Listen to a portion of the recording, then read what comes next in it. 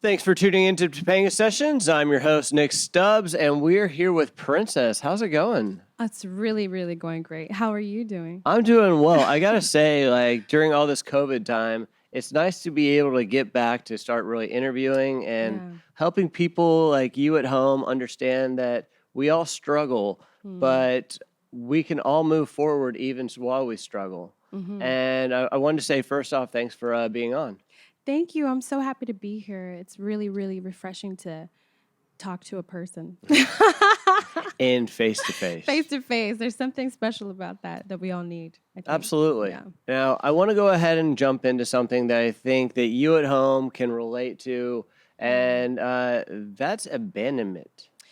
Woo! Yes, abandonment issues. I think every human being may deal with it a little bit here and there, but I definitely had a strong case of abandonment issues growing up. When I was 4, my parents split up, and in my mind, it became my fault. I wasn't lovable.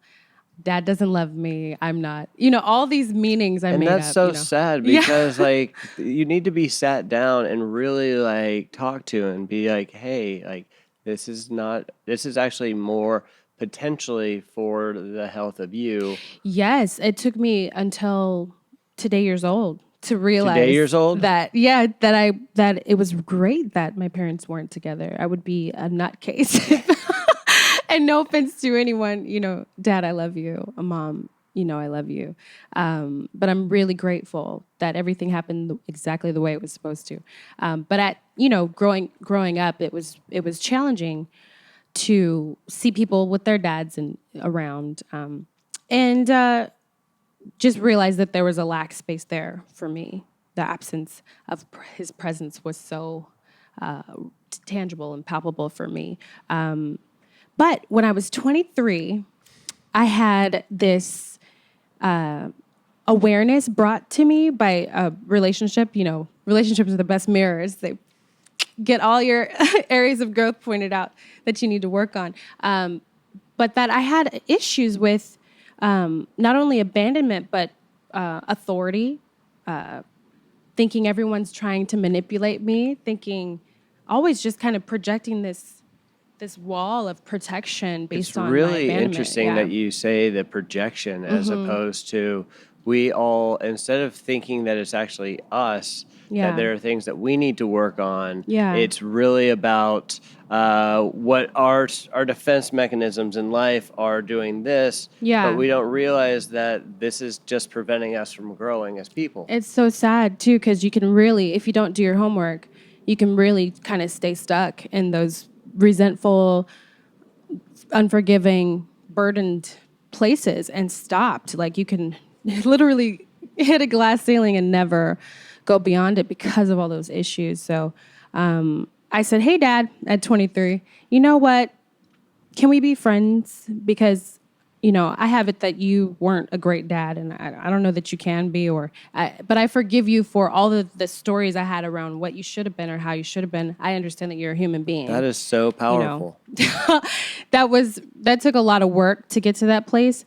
He actually cussed me out. He cussed you out did. while trying to apologize and say, I I did. accept you for you? Yeah, and Oh. because it was also kind of like, people have their own. Everybody's doing their best And their own defense mechanisms. and their own. Yeah, and he did the best he could with the tools he had at that time, and his dad wasn't there, or his dad was abusive to him, so he thought he was doing a great job because he wasn't hitting us.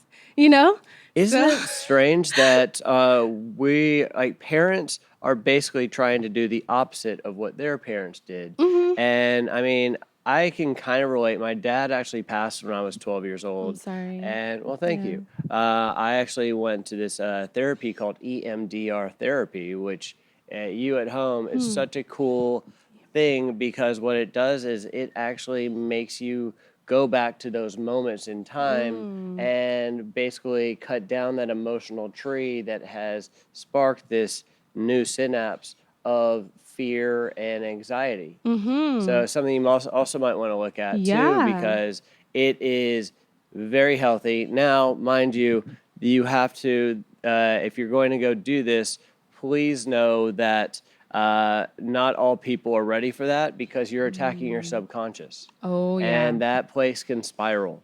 I get that. Your subconscious is very powerful and it's meant to protect you and also bring you to great things. But it can, if it's too, you have to work on it. I know. Wow. Life is a EMDR. constant, like you have a choice to look at it as a battle Yeah. or as a potential for growth every day. Yeah. I took a TV hosting class with this woman, Marky Carstello, and she has a quote, and I love it because I kind of live my life by it, is you must be present to receive the presents in life. And Wow. like we are living in this lifetime that we're so either stuck in the momentum of going forward and not really looking at what we've accomplished, so therefore not having the ability to step off of something, or just actually not even just turning around and just being like, oh my God, I'm not where I proverbially want to be, Yeah. but I'm where I should be. And I'm so grateful for all these things that I've been Yeah. able to accomplish. So good. Or even sometimes people are so stuck in the past that they can't move forward or they're putting their past in their future constantly. So that's what I was doing. I was thinking, oh, all men are just, I made up all these stories. Men are just manipulators, womanizers. Well, we are in LA too, so the opportunity of these people being that are actually true. Yeah, I had lots of evidence to support my theories, but No longer a hypothesis. yeah, but I did. It was nice to be able to create space for other possibilities in the present by being present to, hey, maybe this guy's not a jerk. Who knows? Or maybe this boss is gonna be great. So it reflected everywhere. But yeah, my dad and we started talking once a week after that initial That's hiccup. amazing. Yeah, and then now we talk almost every day. Oh, that's cool. We're great friends. Have you been able to actually meet him? Oh yeah. Okay. Yeah. I've seen him. I've gone to his house in Selma, Alabama. We're just really great friends. I actually went to Birmingham Southern Alabama College. No way. Yeah. That's so random. You didn't grow up there. No, I'm actually from the mountains of Tennessee. Oh, how cool. Yeah, like beautiful. my journey is definitely that. Like my dad passed when I was very young. Yeah. I never really had the opportunity to grieve from it. I Yeah. really worked on that and just like self discovery and self like reflection. Yeah. And the idea is you at home. Fear is an interesting thing because fear and comfort are one and the same. They're basically brother and sister on that kind of sketchy, like they're too close way. Yeah. But the thing is, you constantly have to just like push on your fears to be able to build the light around you. And the more light that you have around you, the less people are around you that could potentially hurt you. Wow. That's deep. It's sinking in because I need to hold on to that. Well, we're definitely going to Fear talk a and little bit more than comfort this. are brothers. Yeah. That's It's- deep. I always think about fear and the excitement side of it, but the comfort part, wow. Well, it's the whole entire reason, like, you see these women that are in abusive relationships, and you're like, how could this person ever be this way? And That it's makes sense. fear saying, while this is terrible, something new could potentially be worse. Yeah. So that's sort of going back to the whole, we need to understand that we're doing the best that we can. Every single person right now, especially in COVID, Yeah. is doing the best they can. And to give people some leeway because this is hard. This is really hard. I don't care what your lifestyle is. I know my lifestyle's like Pierre's absolutely amazing, but I can't even go home right now because of COVID. And it's just part of like who we are. And yeah. Now, I know wanted what to you go mean. ahead and flip gears Yeah. into your migraines and Yeah. music and how music cured your migraines. Yeah, isn't that crazy? So I grew up in Northern California, At age 13, I started getting these crazy migraines, sometimes 24 hours, sometimes 48 hours. Now, when you say migraine, there are different levels of it. Are we talking that type that's debilitating or those ones that are just... Yeah, I was diagnosed with acute migraines. Oh. So, yeah, I would have to do nothing, lights off, no water, no, like nausea, aura, all the whole gambit. And it wasn't hormonal. My neurologist was like, I don't know why you're getting these. It wasn't hormonal. It wasn't genetic. They just couldn't figure it out. And I said, you know what? Doggone it. I'm going to figure out what this is about. So at a young age, I love that you said doggone it. Doggone it. I decided I would, study that. I study neuroscience. At 18, when you apply for, or 17 when you apply for college, what do you want your major to be? Neuroscience. I knew, because I needed to find a cure. This was too crazy. It was happening once a month. That's so fascinating because I know most people at the age of 18, like for myself, they're like, what do you want to do when you grow up? I'm like, I have no idea. You know what? And I still, I think it's okay. You don't have to know. And nobody has to know at any time. At any time. You can be 90 and start a new career. It's fine. But I just needed to find out what the cure for migraines were. And during my junior year in college, I was at a chemistry lab. And I started getting that visual occlusion, that aura, that in about 20 minutes, you're going to be on the floor. And so I was like, hey, lab partner, can you drive me to my band rehearsal? Because I was big on, you got to do what you say you're going to do.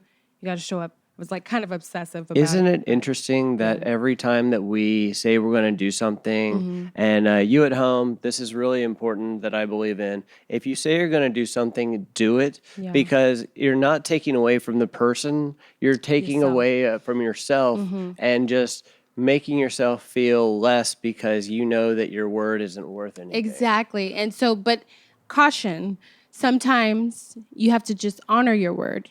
Because you can't be in 10 places at once, unfortunately. So if your life is getting huger, and you have to really look at what you're committing to, because you can't do everything, unfortunately. But yeah, you can say, "Hey, I know I said I was going to do this. You don't apologize. Situations. I'm up to this. Situations have happened. Here's what I'm going to put in place for next time. Will you forgive me for blah, blah, blah." Why don't we jump in real quick to that whole... the migraine. Oh, go ahead. Well, I was just going to say the sorry that we were just talking about. Go ahead. No, that's powerful. No, after you. I want you to because you're the one who just received it. So I totally received it. So we don't, it doesn't necessarily work to say I'm sorry when you don't mean it. Because not only does it not help the other person that you're trying to communicate with, but it takes away from you. It makes you feel less. Yeah. Because when you come from a sorry, you're like, I'm sorry. And you're like, no, I was busy. Yeah. I had things going on, but now I have the time to actually talk to you. Yeah. So now I have the time to talk to you. What's up? And be present from that moment. How you doing? And a cool exercise he was sharing with me was every time you say sorry and you don't really mean it, you got to take a shot. And I promise it'll break you. But that's whole side tangent aside. You are going to band practice. I'm like, hey, lab partner, it was Brittany Lamar. Thank you so much, girl. Thank you for that, because that was a monumental time in my life. Driving me to my rehearsal. I get to my rehearsal. My migraine's supposed to be crazy. It starts hitting me. And then I start singing, and it goes away. This is like, whoa. You would think the complete opposite. Yes. Because it's, there's pressure that comes. There's air pressure. You would think that it would hurt you, hurt me. But no, and I was like, okay, I hear you. I'm going to go ahead and take this seriously. It was a hobby at that point, but. And that hobby turned into a passion. And the passion also helps you get rid of something that was debilitating. Yep. I was looking for a cure for migraines, and I found it through voice. So it was amazing. And I still graduated with my degree, which was because I didn't want to start something and not finish. Yeah. First off, that's awesome. Yeah, that was tough. But I did it, and I'm proud of it, and I'm singing, and I'm proud of that too. Amazing. Yeah. All right, so what song are you going to be playing for us? Today I'm going to sing Breathe. All right. I think it's important that we all breathe. You know, it Yeah. is very important. Yeah, so Breathe is inspired by a poem my grandmother wrote called Yearning to Be, and it's about human beings wanting to be heard, wanting to be seen, wanting to be understood, and needing to breathe. I hope you like it.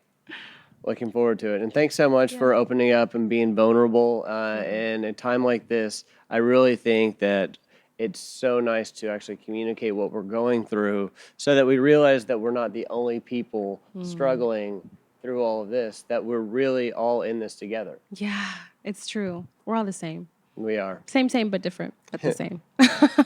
So true.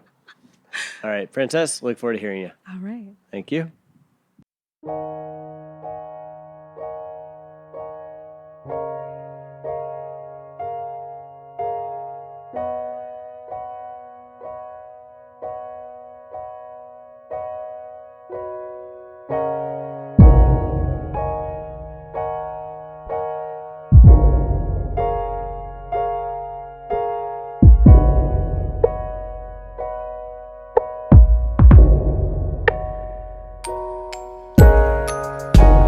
To be embraced, to be understood, to be heard, it cries out,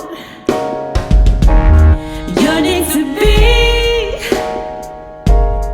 it needs to see, screaming survive, it cries out just to breathe, breathe, just to breathe, breathe, just to breathe, breathe, oh, just to breathe, breathe.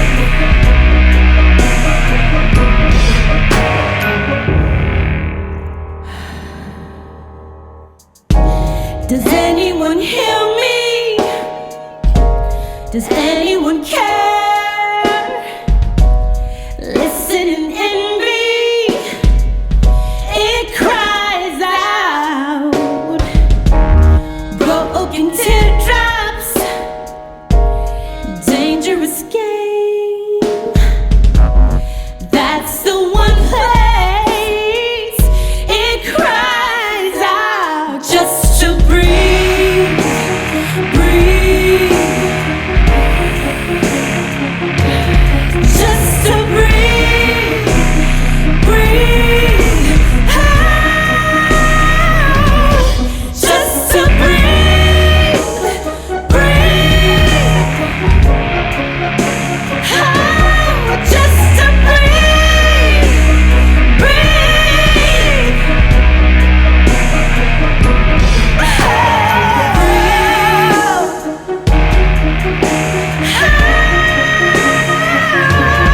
just to breathe, breathe, just to breathe, breathe.